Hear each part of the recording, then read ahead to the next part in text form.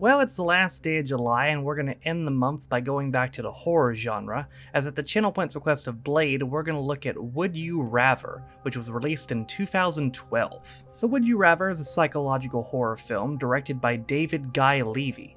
And the premise is very simple. 8 party yes play the party game Would You Rather, with deadly consequences, all trying to win to secure something for themselves. The film contained the cast of Brittany Snow, Envar Joki, Robin Lord Taylor, Jeffrey Combs, Johnny Kahn, Lawrence Gillard Jr., Logan Miller, John Hurd, Charlie Hoffheimer, Eddie Steeples, June Squibb, and Sasha Grey. The film did not have a major theater release, so there's no box office numbers nor any real critic reviews. However, it has a 59% on Rotten Tomatoes, which describes it as torture porn, and a 20 out of 100 on Metacritic. To be fair, torture porn is also what they probably said about Saw, which is clearly what this took a lot of inspiration from.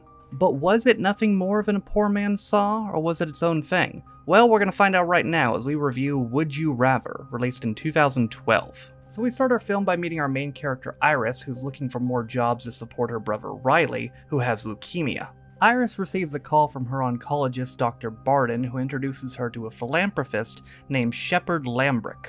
Lambrick then presents Iris with a golden opportunity: come to a dinner party he's hosting and take part in a party game, and if she wins, Lambrick will pay for everything that Riley needs, including finding a donor for his bone marrow transplant. Iris is obviously a bit skeptical about it, but she really does need the help, so she accepts the invitation.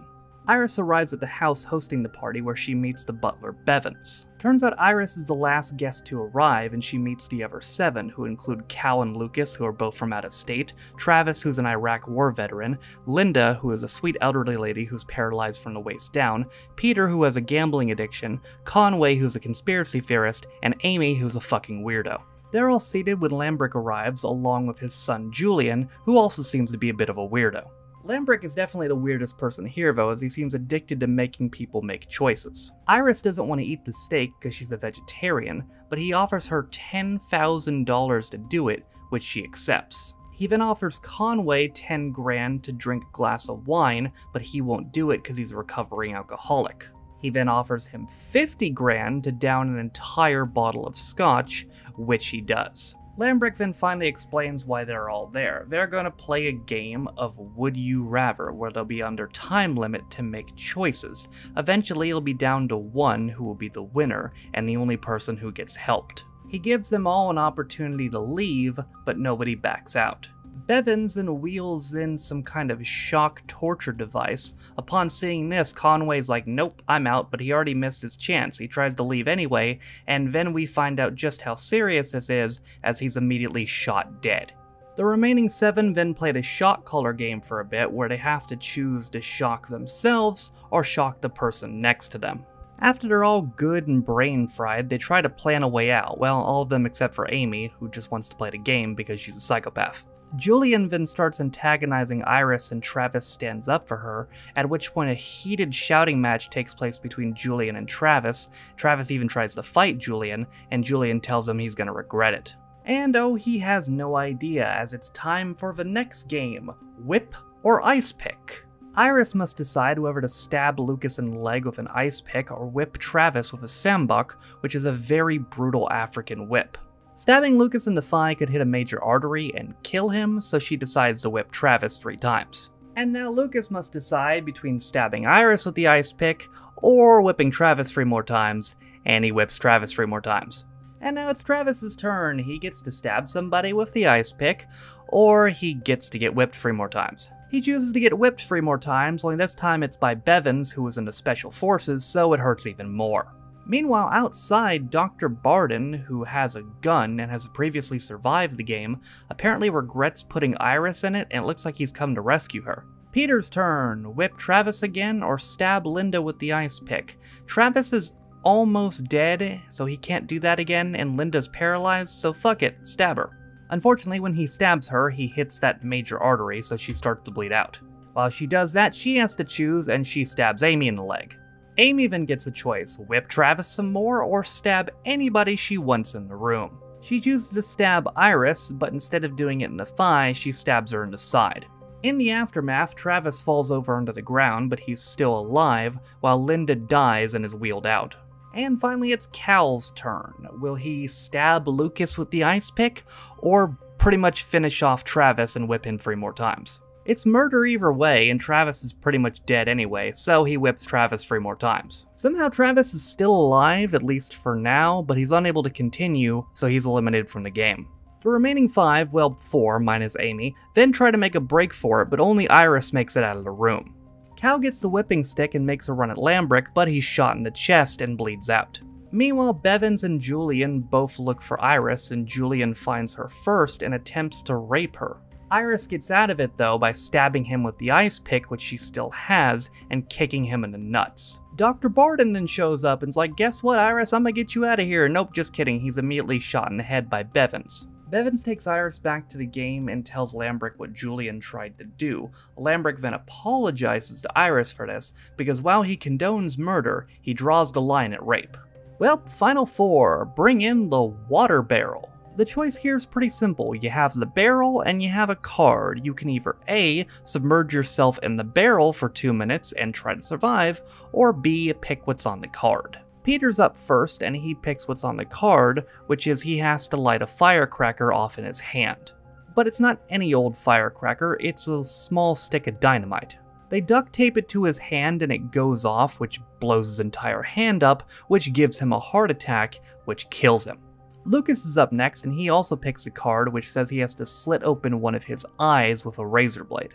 And I gotta say, his performance while he's struggling to do this is by far the most believable and best acting performance of the whole movie, so props to him.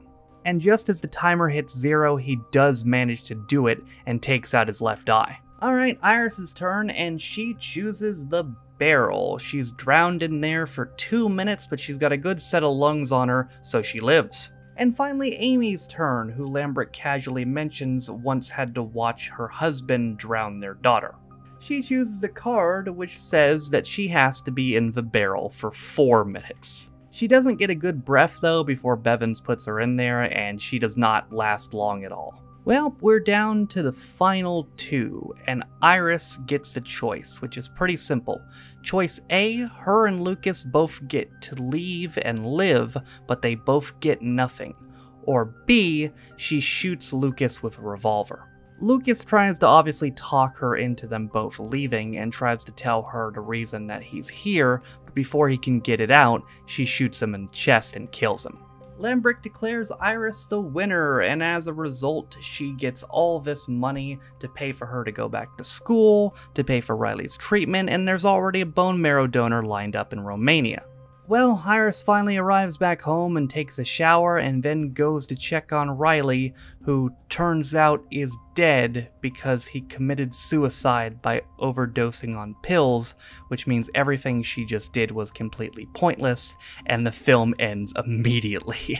So overall opinion of this film, well, let's do it in sections. First, let's start with the acting performances. The acting performances were definitely a mixed bag. Like I said, Enver Jokai as Lucas, tremendous. Definitely the best actor in this whole film, by far. That one scene where he's contemplating trying to tear his eye out is tremendous. He was the best in this movie by far. Brittany Snow, Jeffrey Combs, Johnny Kahn, Lawrence Gillard Jr. Actually, I didn't really see much of Lawrence Gillard Jr., but he was fine.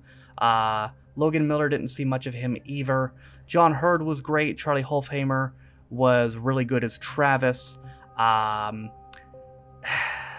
The rest of them, Sasha Grey, who was Amy, was bad, if I'm being honest. She didn't really add anything to this movie, rather than being just an unnecessary secondary antagonist, and she wasn't very convincing as it. Robin Lord Taylor, I didn't really enjoy either. He just kind of came across as cringy and kind of phoning it in. I heard he was good in that Gotham show as the Penguin, but I didn't like him in this. As far as the film itself goes, well, first off, the ending was fucked. It was basically, even when you win, you lose. And I don't know how I feel about everything ending up being pointless. Those endings are always a mixed bag. But Iris made a choice, and she did choose to kill an innocent human being, so you could argue that this was her moral punishment, was losing the one that she tried to save. But then again, she did do it for the right cause. It's a thinker. I'll give you that. It's a thinker. As far as the rest of the plot go, I feel like I would have been more invested in it if we knew more about the other characters other than Iris, but we didn't. We didn't know.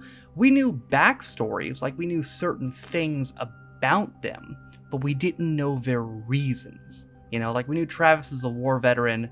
We knew Linda can't walk. We knew Peter had gambling problems. We knew Conway was an alcoholic. But we knew Amy got her son drowned. But those weren't reasons. You know what I mean? Those were just things about them. Those weren't actually reasons why they were there. Certainly not for Amy. I mean, what was Lambert gonna do?